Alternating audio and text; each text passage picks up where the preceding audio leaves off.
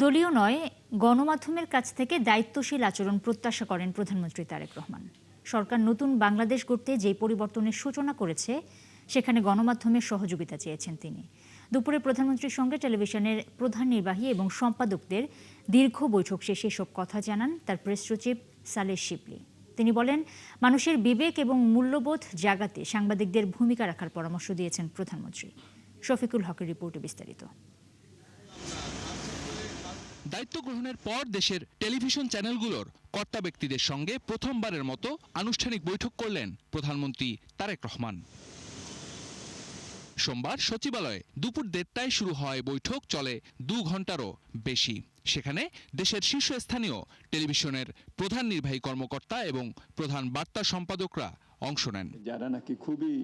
বৈঠক শেষে বিস্তারিত তুলে ধরেন টেলিভিশনের কর্তা ব্যক্তিরা। জানান, অতীতের মতো দলীয় নয়, সত্যিকারের সাংবাদিকতা দেখতে চান প্রধানমন্ত্রী। তিনি যে পরিবর্তনের সূচনা করতে চান, সেই পরিবর্তনের সূচনাতে প্রধানমন্ত্রী গণমাধ্যমের সহযোগিতা চেয়েছেন। ইতিবাচক যে কাজগুলো রয়েছে সেগুলো শুধু সরকারের স্বার্থে নয়, দলের স্বার্থে নয়, দেশের স্বার্থে গণমাধ্যম যাতে এই কাজগুলোকে সমর্থন করে, সহযোগিতা করে। আগের মতো দলীয় সাংবাদিকতার নামে সরকারের তো আস্তে এগুলোর মোটেও প্রয়োজন নেই। যেটা সত্য, সেই সত্যকে যেন আমরা সঠিকভাবে তুলে ধরি, সেটাই তার প্রত্যাশা এবং আমরাও সেভাবেই কথা বলেছি। প্রথমত হচ্ছে যে ওয়েস বোর্ডটা তৈরি করা টেলিভিশনের কর্মীদের ক্ষেত্রে, তাদের চাকরির নিরাপত্তাটা, এবং পাশাপাশি যেটি হচ্ছে যে গণমাধ্যমকে একটি সুশৃঙ্খল অবস্থায় ফিরিয়ে নিয়ে আসার বিষয়টা।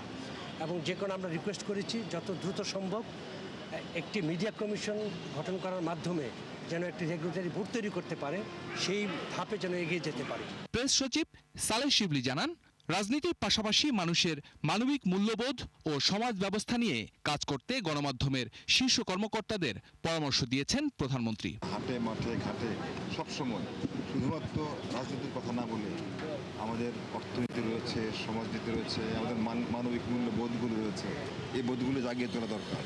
আমাদের মধ্যে আমাদের সামাজিক বোধগুলো আমাদের মধ্যে জাগ্রত করা দরকার। এক্ষেত্রেও মিডিয়ার একটি বড় ভূমিকা আছে।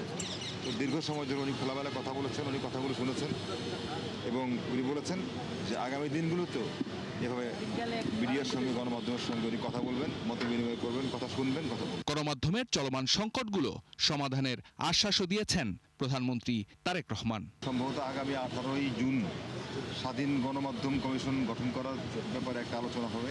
সেখানে যেই সমস্যাগুলো আছে সেগুলো নিয়ে যারা সংবাদপত্র শিল্পের সঙ্গে জড়িত আছেন, যারা এই ইন্ডাস্ট্রির সঙ্গে জড়িত আছেন, সবাই মিলে বসে একটা নীতি কাঠামো তৈরি করলে আমরা আশা করি যে আমাদের বিদ্যমান যে সমস্যাগুলো আছে এগুলো একটা সমাধানের দিকে যাবে। শফিকুল হক, ৭১, ঢাকা।